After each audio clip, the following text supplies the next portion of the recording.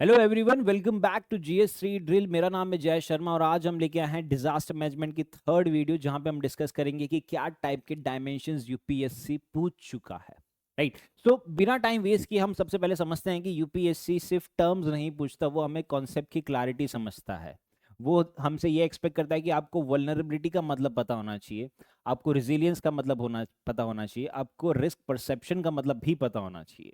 तो अब अगर मैं एग्जांपल लेता हूं कि मान लीजिए कि मैं हिमालयन एरियाज में रहता हूं जहां पे लैंडस्लाइड्स का मुझे रिस्क रहता है। So that is the risk that I am having. अब वो रिस्क मेरी वल्नरेबिलिटी कैसे इंक्रीज करता है, वो मतलब मेरा वो रिस्क कैसे इंक्रीज होगा जब मेरी वल्नरेबिलिटी इंक्रीज होगी। Now what is my vulnerability, कि जो हार्ड जो हैजार्ड जोनेशन मैपिंग है, कि मेरे को पहले ये पता होना चाहिए कि लैंडस्लाइड प्रोन एरिया कौन सा है। तो जब मेरे को पता है कि लैंडस्लाइड प्रोन एरिया ये है तो वहां पे कंस्ट्रक्शन एक्टिविटीज नहीं होनी चाहिए। तो अगर मैंने वहां पे कंस्ट्रक्शन एक्टिविटी करी है और वो लैंडस्लाइड प्रोन एरिया है तो मैंने मेरा वल्नरेबिलिटी को और ज्यादा इंक्रीज कर दिया। तो जब वल्नरेबिलिटी इंक्रीज हो गई है एंड जब एक्सपोजर आ चुका है तो रिस्क और ज्यादा बढ़ जाएगा, और जब रिस्क और ज्यादा बढ़ जाएगा, एक्सपोजर आ गया है, वल्नरेबिलिटी आ गई है, तो अल्टीमेटली डिजास्टर हो जाएगा।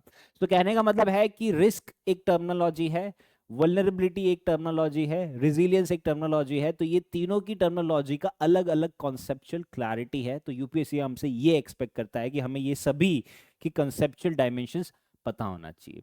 जैसे कि एक एग्जांपल देख लेते हैं कि एक डीआरआर पे सवाल आता है, that is disaster risk reduction, की डिजास्टर का रिस्क मैं कैसे रिड्यूस कर सकता हूं। तो वहां पे एक फ्रेमवर्क है, that is the Sendai framework and DRR in India, जो 2018 में पूछा गया था।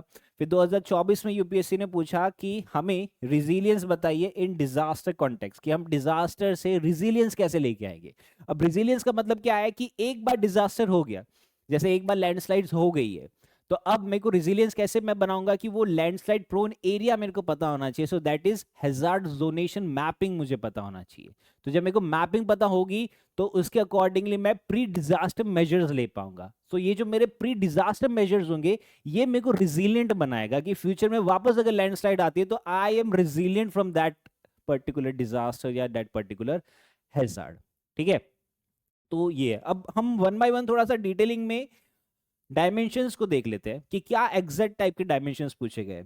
तो सबसे पहले हम देख रहे हैं कि यूपीएससी ने प्री डिजास्टर मैनेजमेंट पे सवाल पूछा गया है, जहां पे पूछा गया है कि how much you are vulnerable, और हमें वो रिस्क का असेसमेंट क्या है। तो दैट मींस कि यूपीएससी ने यहाँ पे वल्नरेबिलिटी और रिस्क दोनों में क्लियर डिफरेंशिएशन किया है, कि रिस्क एक अलग वर्ड है और वल्नरेबिलिटी एक अलग वर्ड है। कोई भी तरीके का हैजार्ड होता है तो वहां पे वल्नरेबिलिटी में पूछा गया कि उसकी कैरेक्टरिस्टिक्स क्या है और उसका टाइप्स क्या है। So this was the one question जो यूपीएससी पूछ चुका है। सेकंड क्वेश्चन यूपीएससी ने पूछा, अगर हम डिजास्टर्स पे आते हैं तो एक क्वेश्चन पूछा गया, दैट इज ड्रॉट पे सवाल आया है। अब ड्रॉट पे सवाल आया है तो यानी क्या है, कि ड्रॉट मतलब क्या है, सूखा, कि अगर एलनीनो आ चुका है तो वो सूखा हो गया है। तो इसमें कैसा है कि यहाँ पे बोला गया है कि प्रिपेयर्डनेस क्या है हमारा to deal with El Nino and La Nina, कि अगर ड्रॉट ज्यादा आ जा रहा है यानी कि एलनीनो बढ़ गया है, तो how we can make our economy more resilient, क्योंकि ड्रॉट आना भी एक डिजास्टर है, कि बारिश ही नहीं हुआ, ये साल पूरा सूखा हो गया। ठीक है। तो उसमें पूछा गया है कि स्पेशल एक्सपेंस क्या है, कि कितने स्पेस पे ड्रॉट अफेक्ट करता है। हमारा टेम्पोरल ड्यूरेशन क्या है, कि कितने ड्यूरेशन पे ड्रॉट आ रहा है, और उसका वल्नरेबल सेक्शन पे लास्टिंग अफेक्ट क्या है। राइट, कि जो वल्नरेबल सेक्शन है लाइक एग्रीकल्चर है, वहां पे जो फार्मर्स है, दो ज्यादा वल्नरेबल सेक्शन, तो उस पे लास्टिंग अफेक्ट क्या हो रहा है। So this is what, this is under the drought. जो थर्ड डायमेंशन पूछा गया है, that is regarding the tsunami, कि कोई सुनामी हो रही है तो सबसे पहले कि सुनामी का अकरेंस कैसे हो रहा है। हमें पता है कि सुनामी का अकरेंस कैसे होता है, कि अर्थक्वेक आया है ओशन में, तो जब ओशन में अर्थक्वेक आता है तो उससे सुनामी होती है। अब जो सुनामी हो रही है उससे हमारा प्रिपेयर्डनेस क्या होता है, राइट, कि हम खुद को सुनामी के लिए कैसे प्रिपेयर कर सकते हैं। फोर्थ डायमेंशन पूछा गया, दैट इज द लैंडस्लाइड्स के बारे में पूछा गया है, कि causes and affects of landslides बताइए, कि लैंडस्लाइड का क्या कॉज है और क्या अफेक्ट है, एंड उसके अकॉर्डिंगली हमारा national landslide risk management strategy के बारे में बताइए। सो that is the hazard zonation mapping, ये एक सबसे बड़ी स्ट्रेटेजी है हमारी। देन डैम फेलियर, जिसके आपको कई सारे एग्जांपल्स मिल जाएंगे, कई सारी केस स्टडीज मिल जाएगी, 2007 सूरत में हुआ था और अभी भी कई सारी जगह पे हुआ है। So what are the causes of dam failure, and उससे जो हमारी लाइफ और प्रॉपर्टी पे क्या टाइप का लॉज होता है।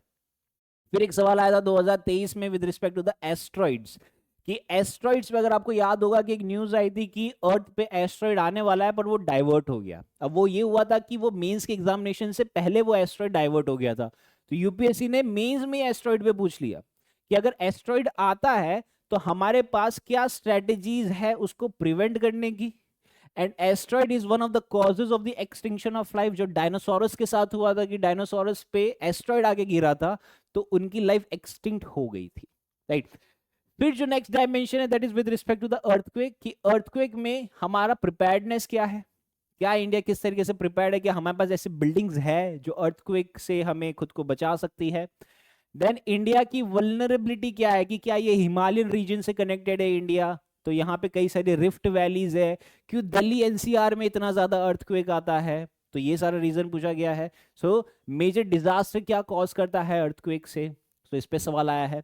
देन है अर्बन फ्लड्स पे सवाल आ चुका है कि अर्बन फ्लड्स में ये है कि हमारे पास क्या प्रिपेयर्डनेस है कि हम अर्बन फ्लड से रिड्यूस करें, क्योंकि अर्बन फ्लडिंग एक बहुत ही रिकरिंग फिनोमिना है, ये सिर्फ बेंगलुरु जैसी सिटीज में ही नहीं होता, ये हर सिटीज में हो रहा है। तो अर्बन फ्लडिंग बहुत ज्यादा इंक्रीज हो चुका है, तो उसके लिए हमें सबसे पहले उसके कॉजेस पता होना चाहिए कि what are the causes of urban flooding, right. कि जो कंस्ट्रक्शन एक्टिविटीज हो रही है या फिर अनप्लान्ड अर्बनाइजेशन हो रहा है वो है, एंड उससे हमें खुद को रिड्यूस कैसे करना है, what is our preparedness. Then है क्लाउड बर्स्ट, कि क्लाउड बर्स्ट अभी तक 2-3 बार हो चुका है, तो क्लाउड बर्स्ट यानी कि बादल फट गया, जो उत्तराखंड में काफी ज्यादा हुआ था, तो उससे हमें मिटिगेट करने के लिए, क्योंकि क्लाउड बर्स्ट एक ऐसा मैकेनिज्म है जो हमारे कंट्रोल में नहीं है, कि बादल तो फटेगा ही, इट्स अ नेचुरल कॉल, हम उसको नहीं रोक सकते, तो बादल को जब फटना है वो फटेगा। बट जिस एरिया में बादल बार बार फट रहा है तो वहां पे हमारे पास क्या प्रिपेयर्डनेस है, क्या हमारे पास वैसी छत है कि बादल फट रहा है तो इतना ज्यादा पानी गिरा है तो हमारी छत हमें बचा सके, हमारी जो लॉस हो रहा है हमारी लाइफ और प्रॉपर्टी को, उसको हम बचा सके। सो दैट इज अवर प्रिपेयर्डनेस, कि हमें ये इम्पैक्ट से खुद को मिटिगेट कैसे करना है, हमें खुद को प्रिपेयर्ड कैसे रखना है, और इसका क्या मैकेनिज्म है और क्या अकरेंस है, ये सिंपल सा पूछा गया है, जैसे हमने इससे पहले वाली वीडियो में भी देखा था। देन है सेंडाई और योगो फ्रेमवर्क, जो डिजास्टर मैनेजमेंट के लिए ही है, so that is with respect to the disaster risk reduction, DRR, की डिजास्टर का रिस्क हम रिड्यूस कैसे कर सकते हैं, ये हमारे फ्रेमवर्क्स में बताया गया है। देन हैजार्ड जोनेशन मैपिंग के बारे में सवाल आ चुका है कि कौन सा एरिया पे क्या टाइप का हैजार्ड होता है, वो हमें मैपिंग पता होना चाहिए, ये एक पर्टिकुलर जोन है उससे पता चलता है। एंड देन हमारी अप्रोच क्या है, कि हमारी पहले अप्रोच थी रिएक्टिव अप्रोच, रिएक्टिव यानी कि हमें रिएक्ट करना है, कि लैंडस्लाइड्स आ गया है अब हम रिएक्ट करेंगे। बट हमने क्या किया कि अब हमारी जो अप्रोच है वो प्रोएक्टिव हो गई है, कि लैंडस्लाइड आने से पहले ही हमारे पास प्रिपेयर्डनेस है, तो that is our proactive approach, कि लैंडस्लाइड आने से पहले ही हम प्रिपेयर्ड है कि अगर आता है तो हम इस तरीके से उसको मिटिगेट कर सकते हैं, यानी कि वो टैकल कर सकते हैं, राइट। ये पीडीएफ आपको हमारे टेलीग्राम चैनल पे मिल जाएगी, सो प्लीज वहां से आप लोग डाउनलोड कीजिए। So this is it from today's video. In the coming video, we'll be covering more such kind of dimensions. Till then, stay safe and study well. Thank you.